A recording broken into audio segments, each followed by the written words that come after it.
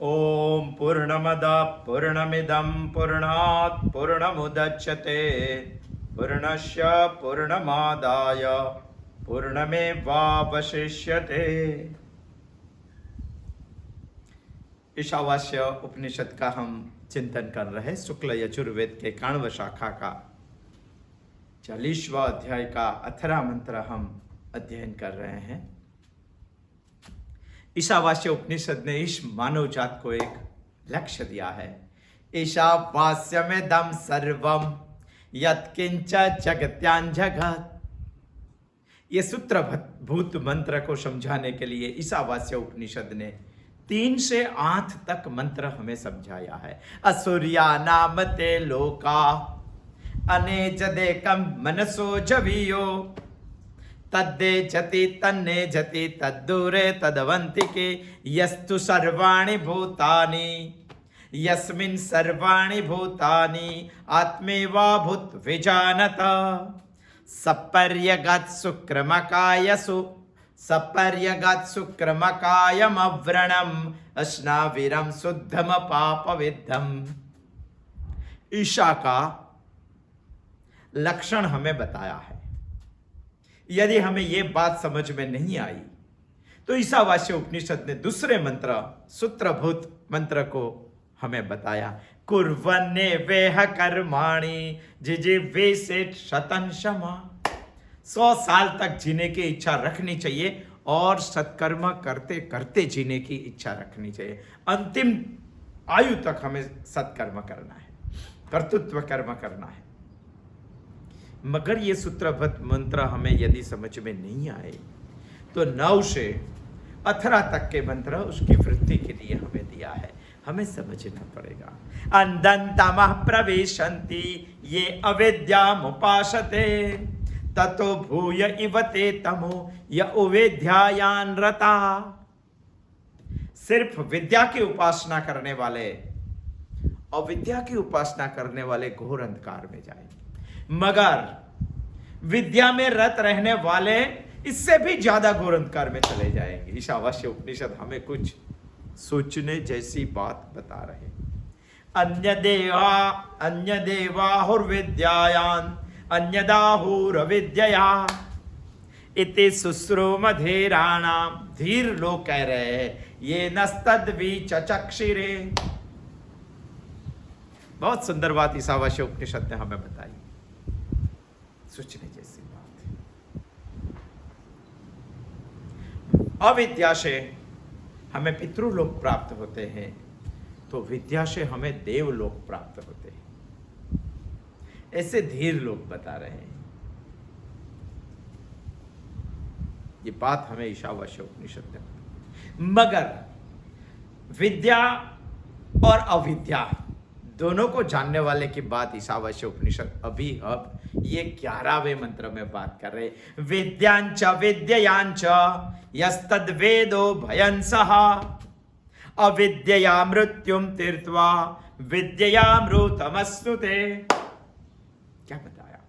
विद्या और अविद्या को जानने वाले, साथ में जानने वाले, विद्या और अविद्या का साथ में अनुष्ठान करने वाले, विद्या और अविद्या को साथ में उपासना करने वाले, ये दोनों का समुच्चय की बात ईशावास्य उपनिषद 11वें मंत्र में कर रही। यहां हमें पहले स्पष्ट ये कर देना चाहिए कि अविद्या माने कर्म, विद्या माने उपासना। ये 2 बात को लेकर हम ईशावास्य उपनिषद के बारे में सोच रहे हैं, ये हमें भूलना नहीं चाहिए। दोनों को साथ में जाना चाहिए। सिर्फ एक चाहे कितना भी बड़ा हो, मगर श्रुति ने उसकी निंदा की है। विद्या भी चाहे कितनी भी बड़ी हो और अविद्या भी चाहे कितनी भी बड़ी हो, दोनों की निंदा, कर्म या उपासना दोनों एकांकी की ईशावास्य उपनिषद ने निंदा की है। इसीलिए 11वें मंत्र में दोनों का ईशावास्य उपनिषद समुच्चय करने का उद्देश्य है उसका। विद्यांचा विद्ययांचा यस्तद्वेदो भयंसः। ये दोनों को जो साथ में जानते हैं, ये दोनों का जो साथ में अनुष्ठान करते हैं, ये दोनों को जो साथ में उपासते हैं, ये दोनों का जो समुच्चय करते हैं, उसको ही उत्तम फल मिलता है, क्रमशः उत्तम फल मिलता है, ऐसा ईशावास्य उपनिषद हमें बताता है। क्रमशः उत्तम फल कौन सा है? ईशावास्य उपनिषद ने 11वें मंत्र में हमें बताया कि समुच्चय का क्रमशः उत्तम फल मिलता है। मगर क्रमशः उत्तम फल कौन सा है? यह पहली बात ईशावास्य उपनिषद ने बताई, अविद्यायान मृत्यु तीर्थवा, पहली बात बताई।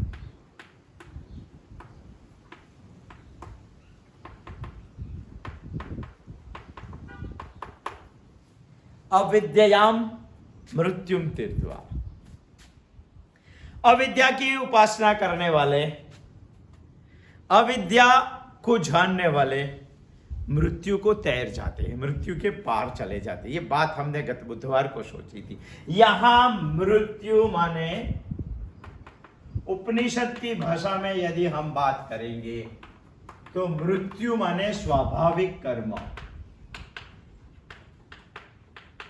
और स्वाभाविक उपासना।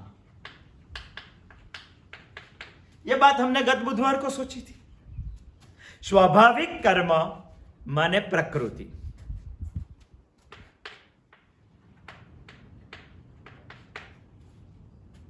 प्रकृति कैसे बनती है?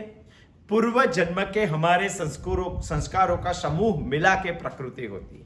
यही प्रकृति की वजह से दुनिया का हर एक प्राणी चेष्टा करता है और कर्म करता है। यह उनका स्वाभाविक कर्म है। मगर यह प्रकृति बलवान है। यह प्रकृति को हम बदल नहीं सकते हैं। यह प्रकृति को हम सहसा नियंत्रण में नहीं ला सकते हैं। प्रकृति से ही सब चेष्टा करते हैं और चेष्टा से ही सब क्रिया करते हैं, कर्म करते हैं।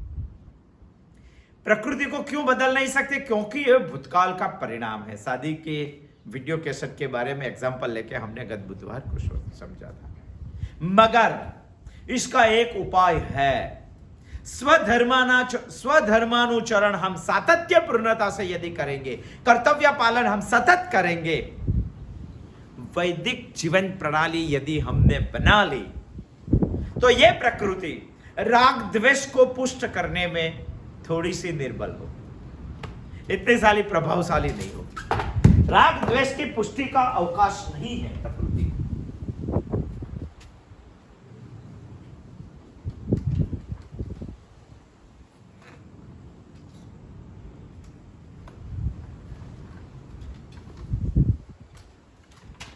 राग द्वेष की पुष्टि का अवकाश नहीं है। उपनिषद चिंतन का ये बोर्ड निकल गया था, आज पवन ज्यादा है। यदि इससे प्रकृति बलवान नहीं बनेगी, वो निर्बल हो जाएगी और हम बलवान हो जाएंगे। अरे हम बलवान हो जाएंगे तो हमें स्वाभाविक कर्म परेशान नहीं करेंगे। राग द्वेष को पुष्ट करने में स्वाभाविक कर्म हमें पुष्ट नहीं, अवकाश नहीं मिलेगा। स्वाभाविक कर्म को समय नहीं मिलेगा, वो निर्बल हो जाएंगे। इसलिए हमारा पतन नहीं होगा। पतन नहीं होगा यानी हम अधपतन से बच जाएंगे। अधपतन से बच जाएंगे यानी हम स्वाभाविक कर्म को तैर जाएंगे, लांग जाएंगे, पार कर जाएंगे। स्वाभाविक कर्म माने मृत्यु। इसीलिए ईशावास्य उपनिषद ने यहां बताया है, अविद्यायान मृत्यु तीर्थवा, अविद्या मृत्युम तीर्थवा। और क्रमशः दूसरी एक बात ईशावास्य उपनिषद ने हमें बताई है, उत्तम फल में दोनों का समुच्चय करेंगे तभी। उत्तम फल ने हमें बताया है विद्यामृतम अश्नुते।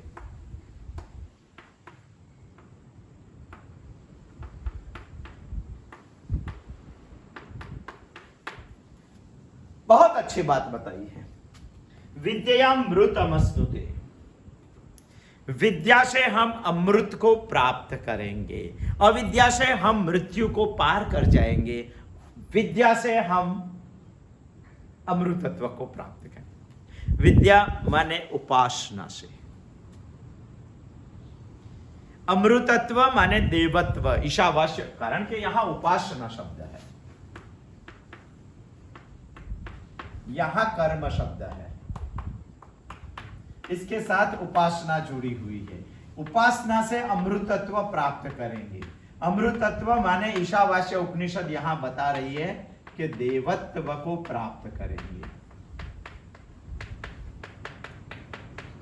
उपनिषद की टर्मिनोलॉजी समझनी पड़ेगी, तभी तो इसके मंत्र जो सूत्रभूत है उसकी वृत्ति हम कर सकेंगे, उसको समझ सकेंगे। पहले बताया अविद्या से मृत्यु को पार करेंगे।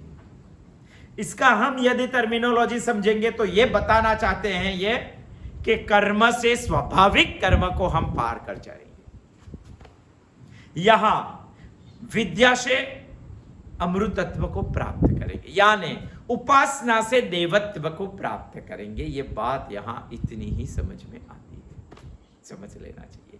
जो लोग इस दुनिया में निवृत्ति लक्षण वैदिक धर्म के अधिकारी नहीं हैं, बहुत सही ढंग से समझना, जो लोग इस दुनिया में निवृत्ति लक्षण वैदिक धर्म के अधिकारी नहीं हैं, और जो लोगों को कर्तृत्व और भोक्तृत्व इस दुनिया में छोड़ने की तैयारी भी नहीं है, और जो लोगों ने सर्व कामना का त्याग भी नहीं करना है, उन सब ने विद्या और अविद्या का समुच्चय करना ही चाहिए।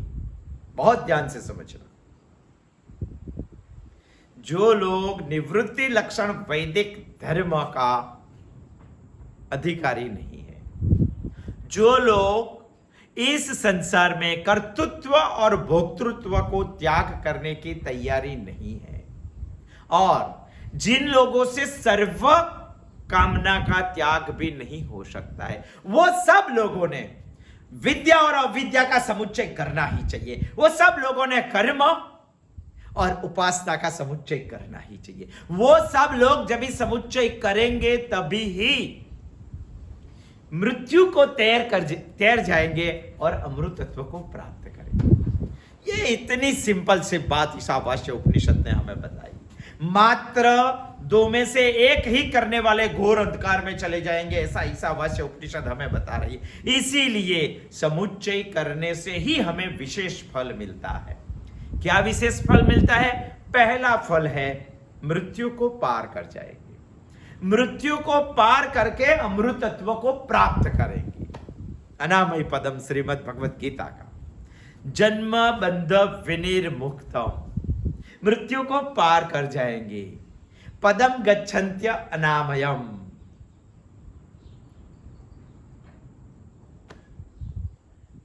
अविद्यायाम मृत्युम तीर्थवा विद्यायाम मृतमश्नुते, अमृतत्व को प्राप्त करेंगे। यहां हमें एक शंका होती है।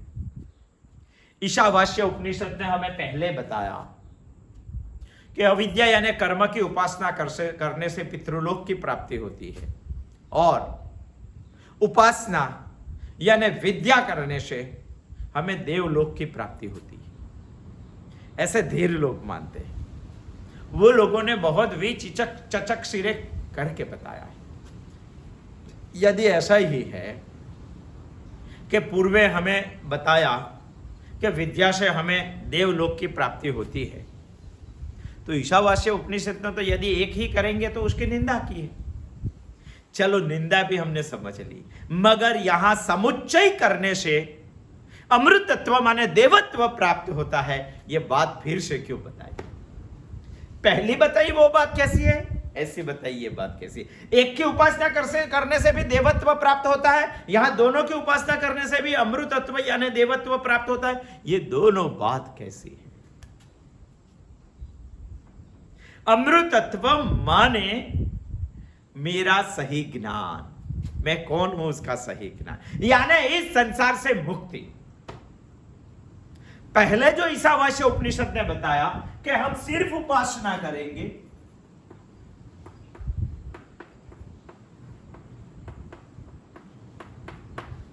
तो हमें 3 प्रकार की मुक्ति मिलती है,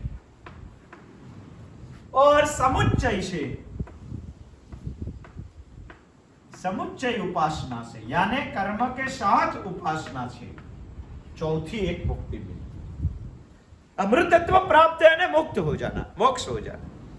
तो ये 3 प्रकार की मुक्ति कौन सी, ये तो हमें समझना पड़ेगा, क्योंकि पहले बताया कि एक की उपासना करने से देवत्व मिलता है, और यहां हमने बताया कि दोनों का समुच्चय करने से अमृतत्व माने देवत्व प्राप्त होता है। दोनों सेम हो गया तो दो द्विभाषी हो गया। इसका तो हमें क्लैरिफिकेशन करना ही पड़ेगा। पहली कौन सी मुक्ति है? 3 प्रकार की मुक्ति, ये सालोक्य मुक्ति, ये सामीप्य मुक्ति,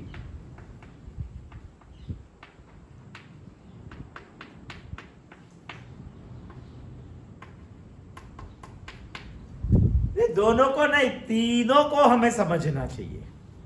तीसरी है सारूप्य मुक्ति।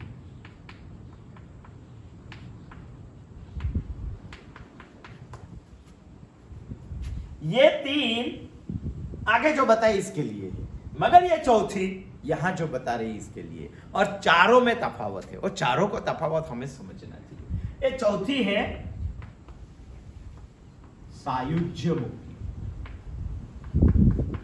वैसे तो थोड़े थोड़े सेम शब्द लग रहे हैं, मगर फिर भी हमें समझ में नहीं आता है, तो समझना पड़ेगा कि सामीप सालोक्य कौन सी मुक्ति है।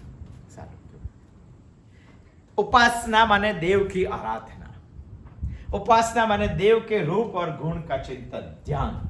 हम ऐसे जो करते हैं, तो इससे यदि हम कोई देव की उपासना करते करते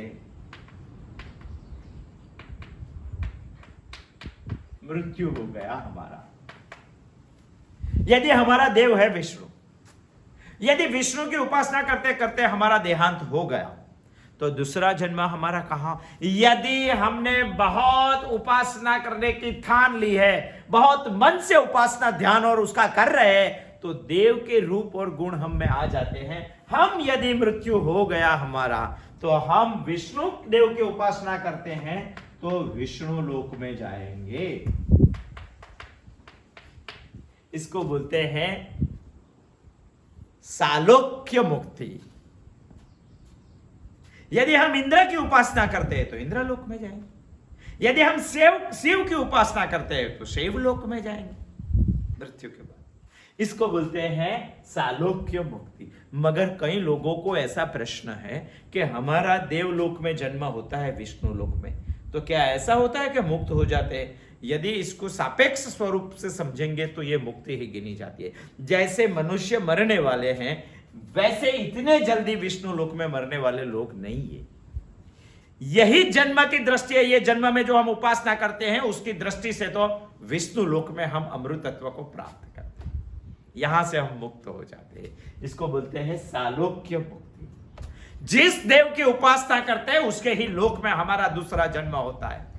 जैसे बारिश आती है, पहली बारिश आती है, तभी रात को कितने जीव जंतु हमारे घर पे आ जाते हैं, छोटे छोटे पंख वाले, और सुबह होते मर भी जाते हैं 12 घंटा में। तो एक रात में ही उसका जन्म होता है, एक रात में ही उसकी बचपन यौवन होता है, एक रात में ही उसकी शादी हो जाती है, एक रात में ही उसके बच्चे हो जाते हैं, और एक ही रात में, वही रात के 12 घंटे में वो मृत्यु भी हो जाती है सुबह में। उनकी दृष्टि से हम अमर है, अमृत है। वैसे हमारी दृष्टि से देवलोक अमृत है।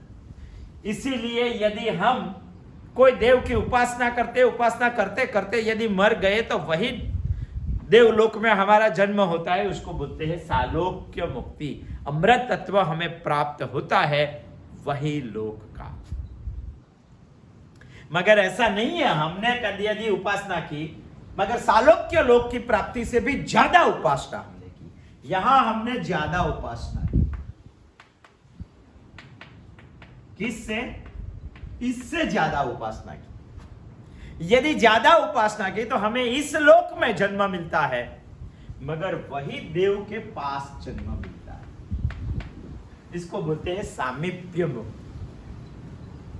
सामीप्य, हमें विष्णु लोक में जन्म मिलता है, हमें उपासना की तो, मगर हमने ज्यादा उपासना की तो विष्णु लोक में तो जन्म मिलता है, मगर विष्णु के पास जन्म मिलता है। उसको बोलते हैं सामीप्य मुक्ति। अमृत तत्व तो है, बताया हमने ईशावास्य उपनिषद ने।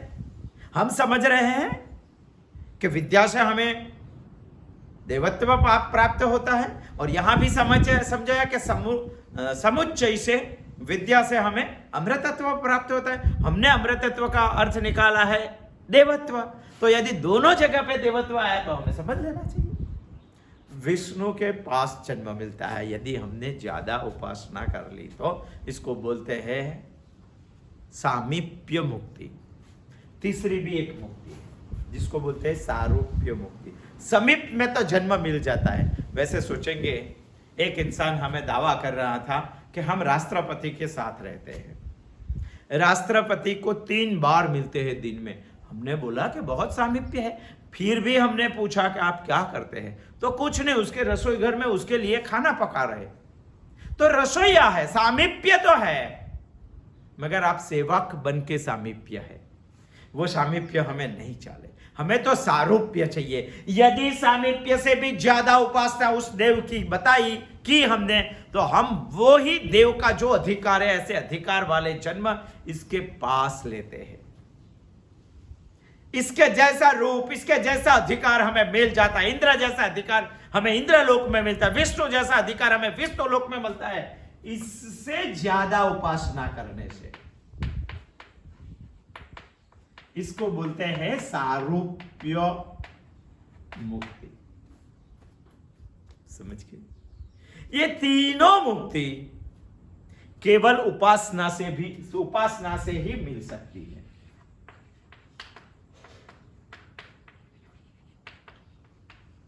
यहां समुच्चय की कोई जरूरत नहीं है, समुच्चय की कोई जरूरत नहीं, क्योंकि यहां व्यष्टि उपाधि, परिच्छिन्नता, सीमितता से मुक्ति नहीं होती है। यहां व्यष्टि उपाधि खड़ी ही रहती है हमारी, और व्यष्टि उपाधि यानी मैं सबसे अलग हूं, मेरी कुछ दिखाई देने की मर्यादा, सीमितता है, मैं सबसे अलग हूं। व्यष्टि उपाधि, हमारी व्यष्टि उपाधि सबसे बड़ी रहती ही है। जहां रहती है तो केवल उपासना से ये 3 मुक्ति मिल जाती है। इसी को ही ईशावास्य उपनिषद ने आगे एकांगी में बताया है कि विद्या से देवलोक प्राप्त होते हैं। इसको ये 3 मुक्ति बोलते हैं।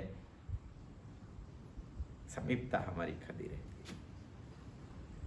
मैं ही हूं, मेरी परिच्छिन्नता, मेरी सीमितता यहां दिखाई देती है, सीमा निश्चित हो जाती है।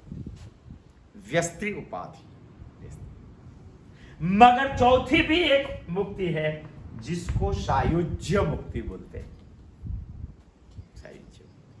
वो सिर्फ समुच्चय से ही मिलती है, एकांगी से वो नहीं मिलती है।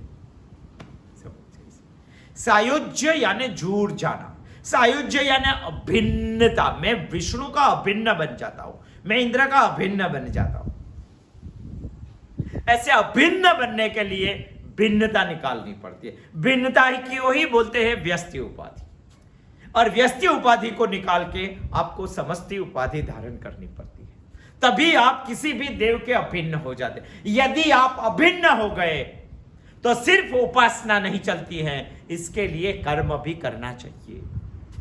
इसको ही समुच्चय बोलते हैं। विद्या और अविद्या दोनों को मिला के ही समुच्चय हो सकता है। वही समुच्चय से ये श्रेष्ठ सायुज्य मुक्ति हमें मिल सकती है। व्यष्टि को छोड़कर समष्टि बन जाने की ये बात, जिसको ही हम समुच्चय बोलते हैं। देवत्व में और मनुष्यत्व में इतना ही फर्क दिखाई देता है। देवत्व का हरेक कार्य समष्टि हितार्थ है, और हमारा हरेक कार्य व्यष्टि हितार्थ है। हम हमारा खुद का पहले देखते हैं, देव समष्टि का देखते हैं। जैसे कि सूर्य देव समष्टि हितार्थ काम कर रहे हैं, चंद्र समष्टि हितार्थ काम कर रहे हैं, अग्नि समष्टि हितार्थ काम कर रहा है, वरुण समष्टि हितार्थ काम कर रहा है, वायु समष्टि हितार्थ काम कर रहा है। उसका खुद का कोई काम है क्या? और हमारा सब काम व्यष्टि हितार्थ है। समष्टि हितार्थे काम करने का उसका स्वभाव हो जाता है। इसी को ही वो स्वाभाविक कर्म बोलते हैं। हमारा स्वभाव नहीं होता है। कई बार हम समष्टि हितार्थे कुछ काम कर लेते हैं, मगर ये स्वभाव नहीं होता।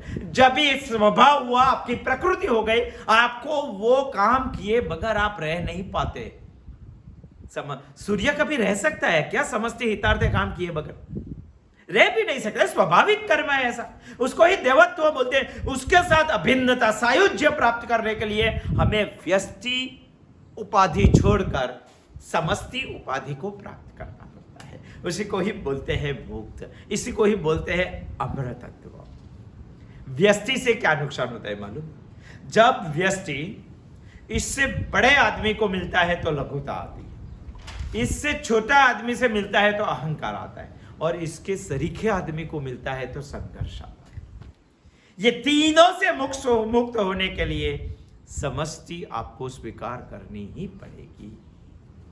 ये तीनों घोर अंधकार में ले जाने वाले हैं। इसीलिए तो ईशावास्य उपनिषद ने एकांकी की निंदा की है और समुच्चय की स्तुति की, क्योंकि इससे भी ज्ञान होता है, इससे समष्टि हितार्थ कर्म होता है, इससे देवत्व से अभिन्नता मिलती है, इससे ही अमृतत्व प्राप्त होता है। विद्यामृतमश्नुते, यही ईशावास्य उपनिषद हमें बता रही है।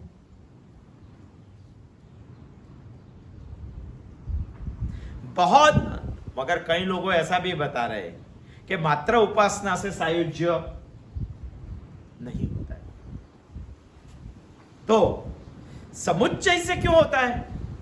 मात्र उपासना करेंगे तो सायुज्य मुक्ति नहीं मिलती आपको। ये तीन मिल सकती है मगर ये नहीं मिलती। तो समुच्चय से क्यों मिलती है? तो समझना चाहिए हमें, ये भी समझ लेते हैं। सोचो, हमने सत्कर्म किए, बहुत सत्कर्म किए, बहुत माने बहुत सत्कर्म किए, तो हमने अविद्या की एक बात तो मान ली, तो हम मृत्यु से तैर जाएंगे मगर अमृतत्व नहीं प्राप्त करेंगे। भगवान दो ही बात बता रहा है ईशावास्य उपनिषद द्वारा, दो होना चाहिए, इसीलिए समुच्चय चाहिए। यदि सोचो, एक एग्जांपल लेते हैं कि एक इंसान था, उन्होंने बहुत काम किया, बहुत सत्कर्म किए। बहुत सत्कर्म करेंगे तो क्या मिलेगा?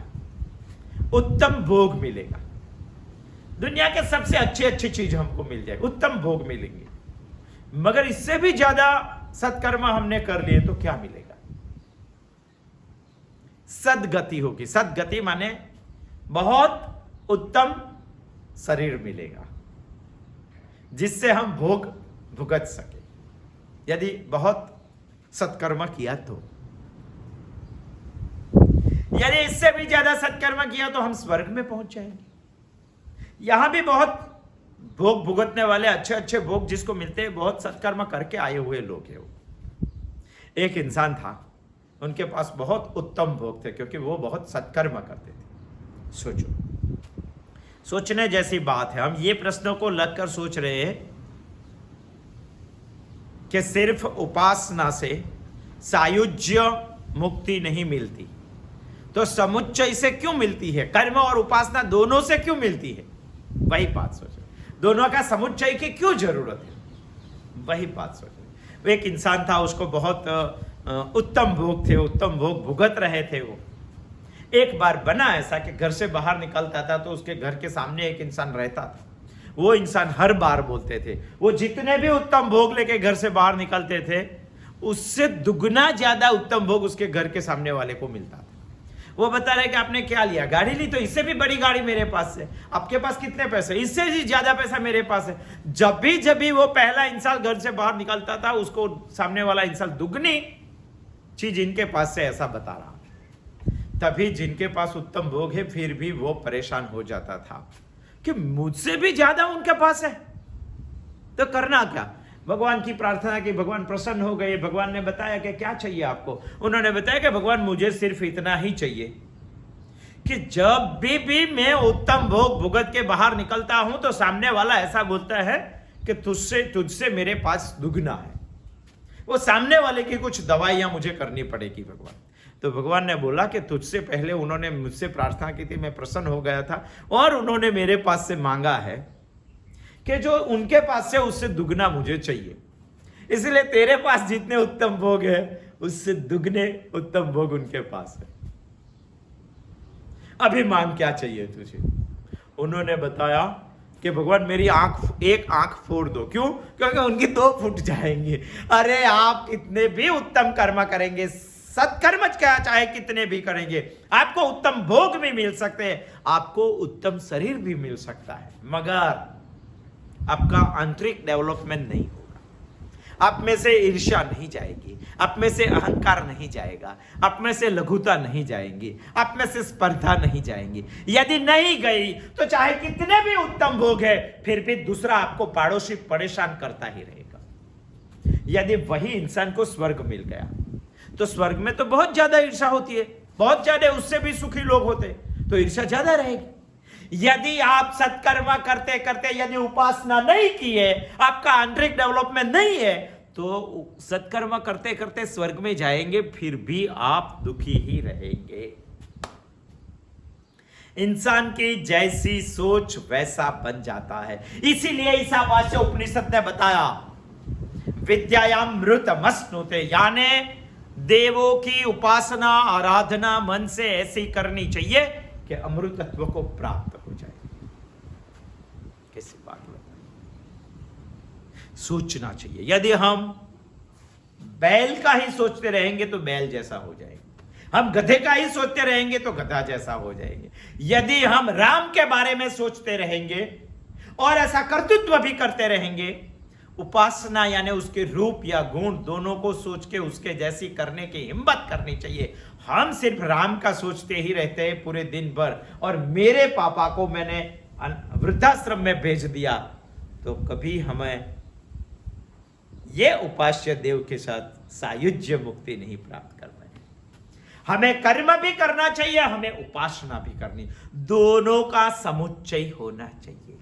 केवल उपासना माने हाथ पांव वाला इंसान जिसके पास मन नहीं है, और केवल कर्म माने हाथ पांव है मन नहीं है, और केवल उपासना माने मन है मगर हाथ पांव नहीं है।